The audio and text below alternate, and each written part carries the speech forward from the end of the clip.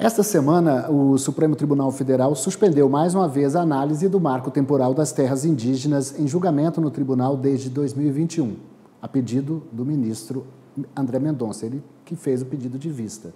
Antes, porém, teve o voto do ministro Alexandre de Moraes, que apesar de seguir o entendimento do relator Edson Fachin, contrário ao marco temporal, acabou abrindo caminho para um entendimento mais amplo, pelo menos essa é a perspectiva sobre o tema que está em questão e que acabou agradando setores importantes do agronegócio. Para falar sobre o tema, voltamos a entrevistar, aqui no AgroTarde, o procurador de Santa Catarina, Fernando Filgueiras, que defende os interesses do Estado nessa demanda. Fernando, muito boa tarde, bem-vindo de volta aqui ao AgroTarde. A gente conversou um pouco antes do julgamento e havia essa expectativa mesmo de um pedido de vista. Mas o que chamou mais atenção acabou sendo o voto do ministro Alexandre de Moraes. Não é verdade isso?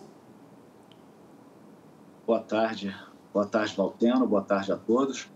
Não, realmente, na verdade, Valteno, foi uma surpresa para muitas pessoas, mas essa era já uma defesa subsidiária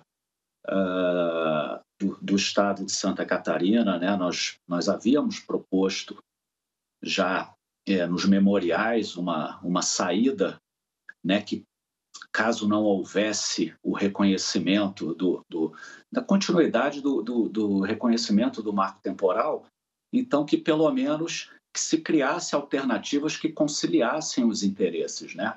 Então, realmente, foi uma surpresa, mas foi uma surpresa boa, porque nós tivemos ali uma saída que acredito que vai dar segurança jurídica, vai preservar os interesses dos agricultores e, portanto, eu acho que pode vir a ser uma saída que a Corte adote. Entender quem está nos assistindo, até para explicar por que Filgueiras está aqui. O Estado de Santa Catarina faz parte dessa demanda à medida que o tema em questão no Supremo é uma terra que está sendo disputada tanto por indígenas da etnia Xocleng e, do outro lado, o governo de Santa Catarina, uma área que foi invadida em 2009, que é uma área uma área ecológica, né, um parque, né, ali no Vale do Itajaí. Então, o que foi, pelo voto do ministro Alexandre de Moraes, como é que você entende que ficaria essa questão? Os indígenas sairiam da área, os indígenas seriam compensados, buscariam a outra área, a julgar que esse voto do ministro Alexandre de Moraes, que tem pouca diferença, tem algumas diferenças do voto do Fachin, mas qual seria o encaminhamento que seria dado a essa questão, a julgar pela maioria formada até agora? Pois bem, o que acontece, Valteno? O voto do ministro Alexandre, eu já tive inclusive a oportunidade, eu acompanhei no dia lá no Supremo Tribunal Federal, posteriormente eu acompanhei de novo pelo YouTube, né? Mas ele ainda não foi disponibilizado de forma escrita, de modo que nós tivemos ali um resumo só, né? O ministro ele não leu a integralidade do voto, né? De modo que pode haver ainda, quando o voto vir a ser disponibilizado, possa ter alguma divergência, algum detalhe que passou. Mas do que foi falado, né? Do que foi votado oralmente naquele dia, ele deu as opções. Ou seja, ele afastou o marco temporal no seguinte sentido: havendo a invasão, a expulsão dos indígenas, né, comprovadamente ocorrida, né, em tempos remotos e memoriais, então isso seria motivo a justificar que os indígenas não tivessem na posse das terras em 5 de outubro de 88. E isso não acontecendo, eles podem, então, reivindicar essas terras.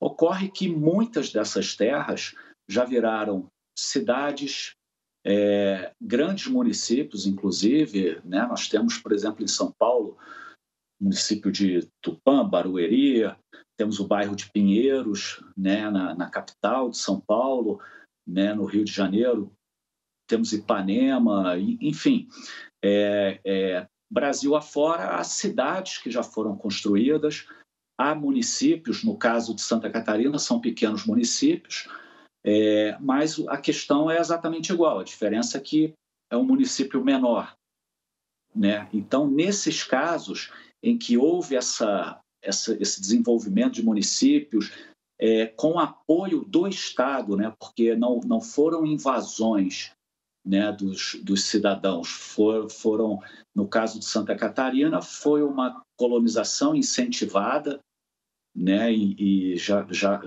há quase 100 anos. Então, os municípios se formaram, as comunidades se formaram, houve o trabalho dessas pessoas, né, que já estão na 4ª geração, 5ª geração, e estimuladas e com títulos concedidos pelo Estado, né, títulos de propriedade. Então, nessas hipóteses, há possibilidade, o próprio Estatuto do Índio, ele prevê a possibilidade que o governo federal crie reservas indígenas. Ele não precisa obrigatoriamente demarcar terras indígenas, aquelas tradicionalmente ocupadas, né? O Estatuto do Índio, ele concede essa possibilidade ao governo federal de, sopesados os interesses, ele criar, não fazer uma demarcação, mas criar uma reserva em uma outra localidade, né, que atenda aos interesses dos indígenas, mas também preserve a propriedade, o direito à propriedade, o direito ao trabalho, à moradia de outros cidadãos. Então, isso já tem previsão na legislação, inclusive precedentes do Supremo, que admitem a desapropriação por interesse social para que se crie reservas indígenas. Então, é daí que decorre aquela questão aquela condição que o ministro Alexandre colocou de que haja uma indenização prévia em dinheiro. Por quê? Porque seria necessário que o governo federal, caso ele queira, no caso, aquelas terras de Santa Catarina que estão sob disputa, então seria necessário que o governo providenciasse uma desapropriação por interesse social, fizesse o pagamento de toda a propriedade, não apenas das benfeitorias, de boa-fé, mas de toda a propriedade, em dinheiro e previamente à desocupação do imóvel. Então, eu acredito que isso vai dar segurança jurídica, talvez não seja o cenário ideal para os agricultores, mas certamente também não é o cenário ideal para os indígenas, né? Eu acho que está havendo uma composição possível e então eu acho que vai ser uma solução que pode, sim, prevalecer.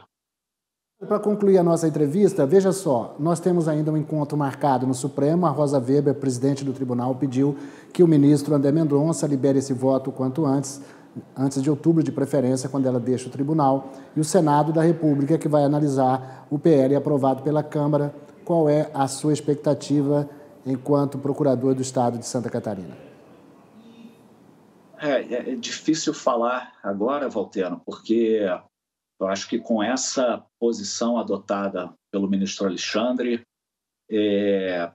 pode haver ministros que talvez considerássemos votos favoráveis ao marco temporal, talvez agora com essa saída mediana, né, isso é muito possível que aconteça, né? Inclusive vi hoje que a senadora Soraya Tronic, ela pretende levar à votação, se eu não me engano, uma PEC que já prevê essa indenização, né? Então, e como você mesmo disse, também pude ver numa entrevista de um parlamentar do agro no Jornal da Noite, na própria quarta-feira, me parece que setores importantes